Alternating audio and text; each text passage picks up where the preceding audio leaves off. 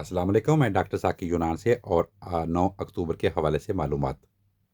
9 اکتوبر 2012 کو ملالہ یوسفزئی پر حملہ ہوا۔ ایک طالبان عسکری نے اس سے بس میں گولی ماری جب وہ اسکول سے واپس آ رہی تھی۔ 9 اکتوبر 2009 کو پشاور کے کبیر بازار میں ایک منی بس میں خودکش حملہ ہوا جس میں تقریباً 41 افراد مارے گئے اور 100 سے زائد زخمی ہوئے۔ 9 اکتوبر 1920 میں علی گڑھ کا اینگلو اورینٹل کالج علی گڑھ مسلم یونیورسٹی میں تبدیل ہوا۔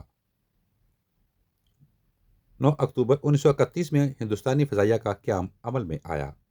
9 اکتوبر 1954 میں افریقی ملک الجیریا میں زلزلہ سے 1400 افراد کی اموات ہوئیں۔ 9 اکتوبر 1957 میں برطانیہ نے مارا لنگا آسٹریلیا میں اپنا نیوکلیائی تجربہ کیا۔ 9 اکتوبر 1962 میں افریقی ملک یوگنڈا جمہوریہ ملک بنا۔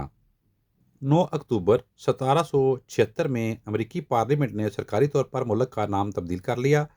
پہلے اس کا نام تھا یونائٹڈ کالونیز، وہاں سے تبدیل کر کے یونائٹڈ اسٹیٹ آف امریکہ کیا گیا۔ 9 اکتوبر 1965 میں حکومت پاکستان نے پاکستان ریڈ کراس کا نام تبدیل کر کے ہلال احمر نام رکھنے کا فیصلہ کیا۔